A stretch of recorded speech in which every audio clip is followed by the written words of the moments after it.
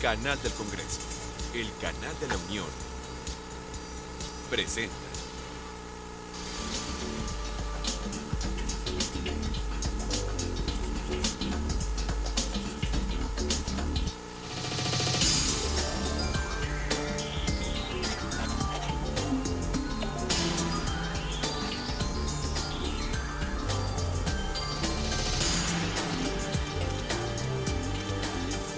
Le agradecemos que nos acompañe como todas las semanas aquí a través del canal del Congreso, en nuestra mesa de diálogo. Muy buenas noches. En nombre de todos los que hacen posible esta emisión, si usted bienvenida, bienvenido. Bueno, el tema, aunque es un hecho consumado como tal, yo creo que todos sabemos que estamos en la imperiosa necesidad de revisar, analizar, ver, se dice hoy pomposamente, darle una lectura, por lo menos en términos generales, al fallo del Tribunal Electoral del Poder Judicial de la Federación. Es un asunto muy importante. Más allá de que haya convocado tantas molestias, tantos enojos en un sector de la población, que uno de los candidatos incluso no acepte el fallo como tal, es evidente que lo que pasó en las elecciones, lo que pasó con el tribunal mismo en cuanto a la revisión de todos los documentos y las inconformidades e impugnaciones que se presentaron, y la acción misma, el fallo del tribunal, ha generado todavía más polémica de la cual veníamos. Pero hechos consumados, hoy hay presidente electo y a otra cosa. Pero cuando digo otra cosa no es que se olvide, yo quisiera pensar que aprendemos de lo que ha pasado. Bueno, hoy el fallo del Tribunal Electoral del Poder Judicial de la Federación. Arlene Ramírez Uresti es profesora investigadora del TEC, allá en el campus Toluca. Arlene, muchas gracias, ¿cómo estás? Hola, buenas tardes, muy bien, gracias. Gusto, gracias. Gracias a ti. Y también con nosotros el consejero del Instituto Federal Electoral, Alfredo Figueroa. Alfredo, es un gusto, como siempre, gracias. Javier, gracias por la invitación, Arlene, un gusto estar aquí. Sabiendo que una viene de Toluca y el otro viene casi como de Toluca, porque allá hasta el sur está lejos, les agradecemos doblemente que estén aquí en la vieja casona de Donceles. Gracias. Lo primero que diría, Arlene, en una mirada inicial, digamos ya, insisto, hechos consumados, etcétera, ¿qué impresión guardas del trabajo del tribunal? Entiendo que para hablar del tribunal tenemos que hablar del todo, ¿no? Pruebas, etcétera, pero a ver, en concreto, ¿qué hablas del tribunal? Yo creo que la elección es histórica, sin lugar a dudas, por diferentes elementos. El principal es la convocatoria, la gran participación ciudadana histórica, abstencionismo del menos del 40%, un tribunal federal y un instituto federal electoral muy consolidado, con reformas interesantes desde 2007, ¿no?, que van dando a cuenta el hecho de la evolución de la democracia en México. Yo creo que para este momento, como bien dices, que ya es consumado el hecho del presidente electo, lo que tenemos que sumar y darnos cuenta es, estamos construyendo un México democrático. Y como tal, en esa construcción todavía nos hace falta mucho por recorrer, todavía nos hace falta mucho por aprender, falta mucho por consolidar. Yo creo que el modelo electoral mexicano es único en su tipo. Tenemos muchas cosas que podemos mejorar. El fallo del tribunal, por supuesto, de acuerdo al mismo reglamento interno, es correcto, ¿no? La impugnación tiene en sí varios elementos que no fueron sustentados adecuadamente, y que en ese sentido lo que podemos ver es las instituciones en México están funcionando, y el mensaje para mí sería, como ciudadana y como representante a lo mejor, ¿no?, de la parte académica o de los jóvenes que yo veo, el sentimiento es, bueno, hay un instituto, hay garantía, ya no nada más se pasa la elección solo por voluntad de alguien más, ¿no? Alfredo, a ver, yo te diría, la misma pregunta con un aderezo, ¿no?, que ahorita escucharemos a Arlene sobre lo que piensa sobre ello.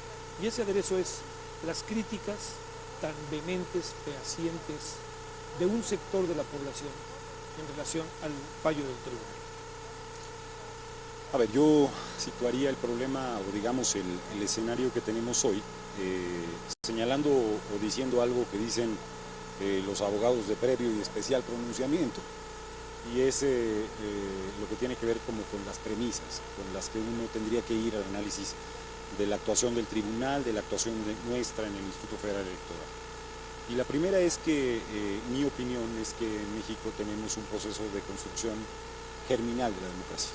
Es decir, yo no sería quien afirmaría que en México tenemos una democracia vigorosa o una democracia consolidada.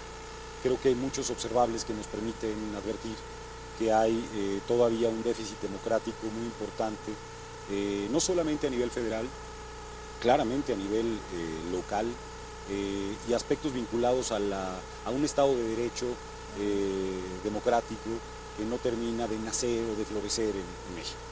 La transición ha sido muy larga y ha sido un proceso, yo diría que no recto, o no, digamos, con un paso sistemático de avance. A veces hay retrocesos, a veces hay avances, en fin, hay un conjunto de esferas y temas que habría que valorar. Dicho esto, creo que ciertamente hay una crítica desde particularmente la coalición Movimiento Progresista al Tribunal Electoral, que en una suerte de sentidos me parece injusta en función de las no distinciones que se establecen cuando se juzga de manera total un documento y un conjunto de agravios que en realidad tienen que mirarse y evaluarse uno por uno.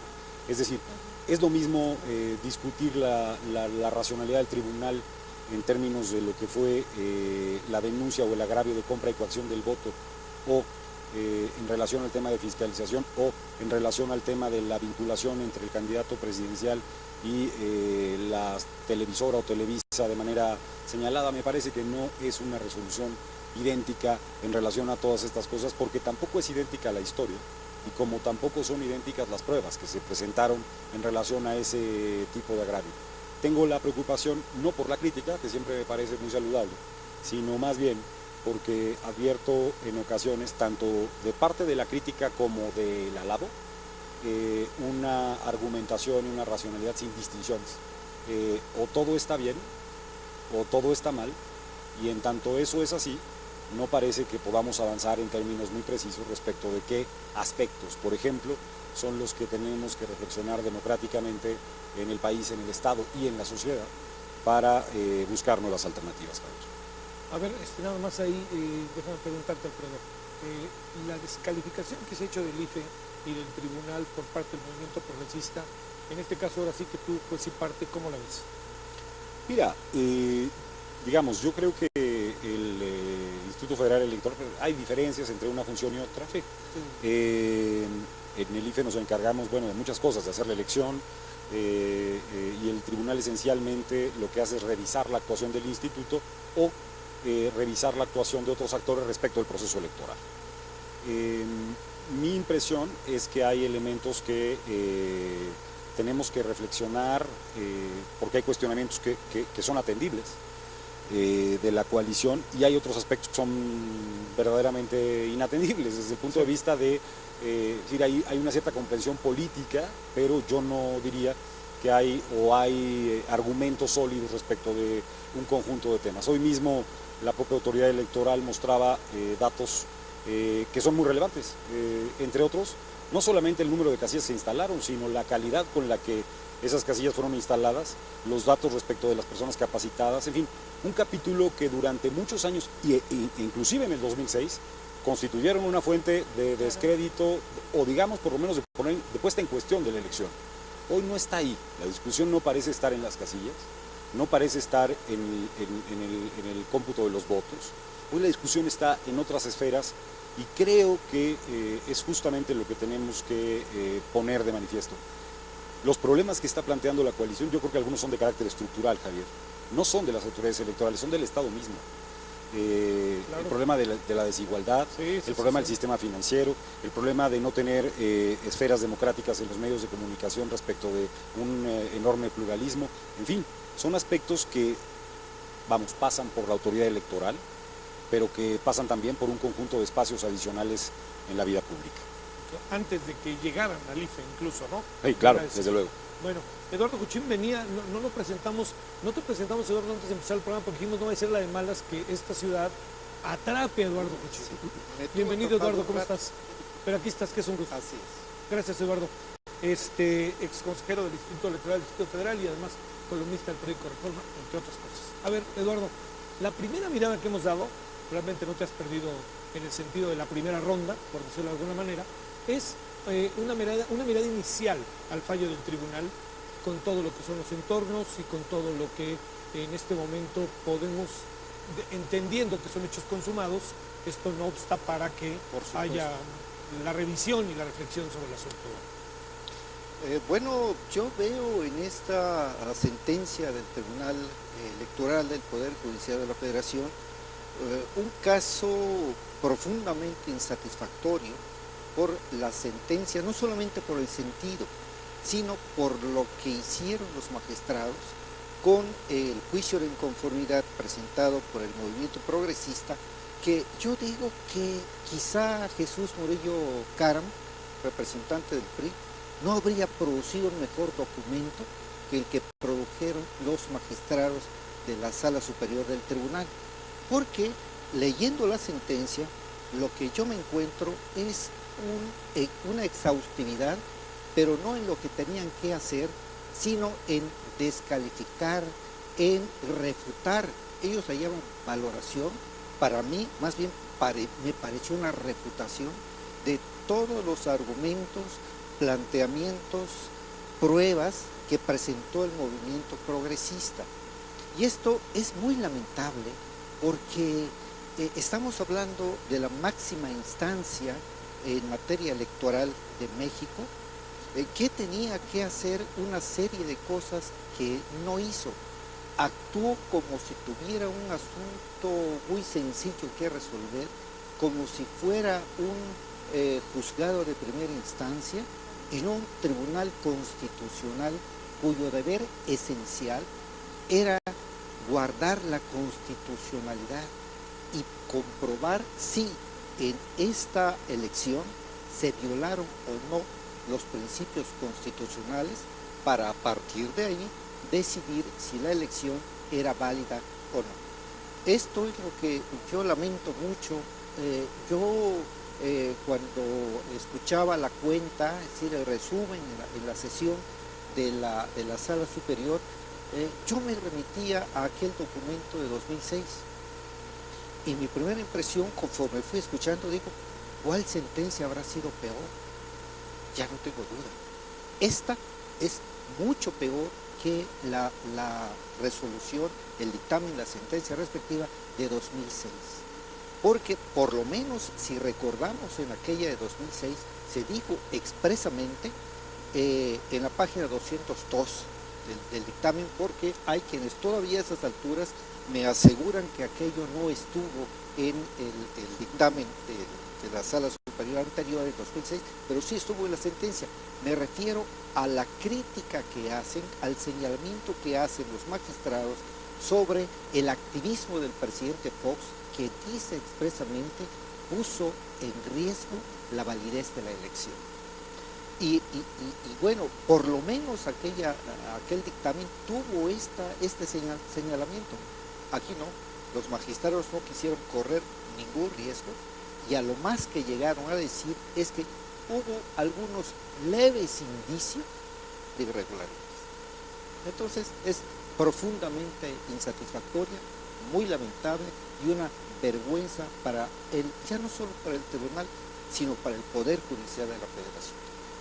Eduardo, como para entrar ahí en ese terreno de lo que se decía, yo tuve acceso, he leído parte del documento de 1300 y tantas páginas. Yo he leído entre líneas, sería cualquier juicio que haga puede resultar ahí irresponsable, por decirlo lo menos. Pero lo que leía y lo que escuché de muchas personas era que las pruebas eran insustanciales.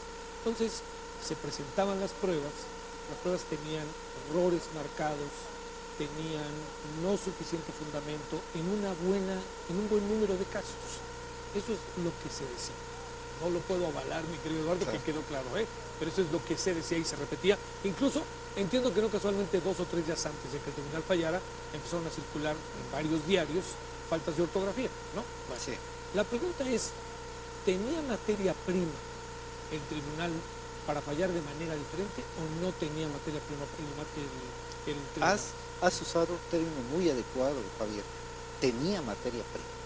Pero esa materia prima naturalmente tenía que perfeccionarse, tendría que haberse convertido en algo realmente que fuera prueba. Pero esta parte le correspondía al tribunal, no por liberar de la carga de la prueba al quejoso, no se trata de eso.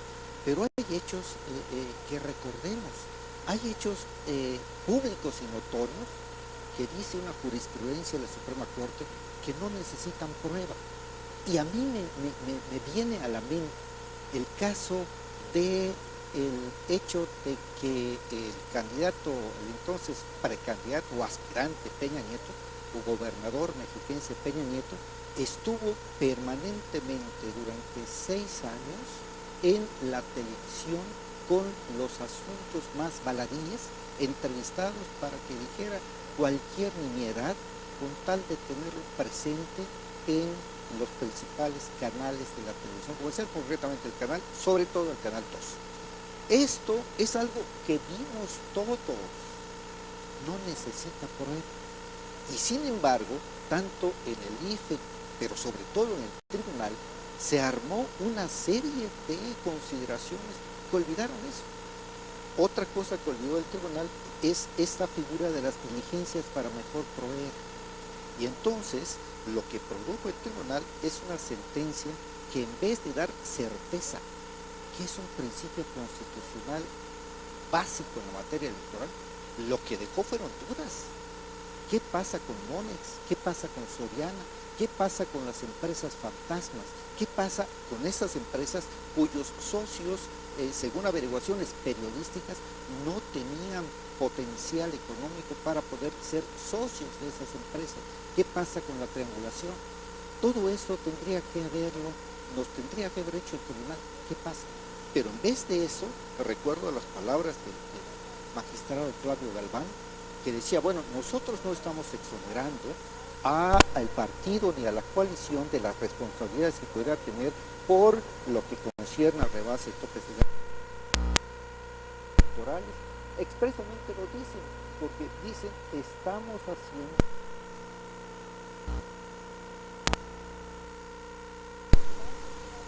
Y la primera pregunta que salta, ¿y la constitucionalidad?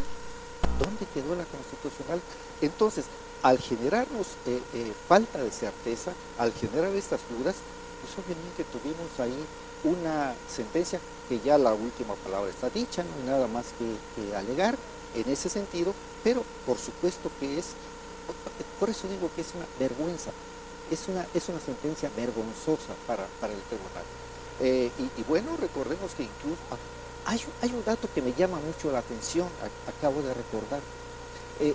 Tomaron con tal ligereza lo que tenían que hacer en materia de esas diligencias para mejor proveer, que el 27, eso hay constancia, ¿no? Aparte de que se dice en la sentencia de constancia, el 27 de agosto le piden información a la comisión no a la comisión que debía ser comisión, pero eso es otro cantar, a la unidad de fiscalización le piden información el 27 y también le piden a la PGR información.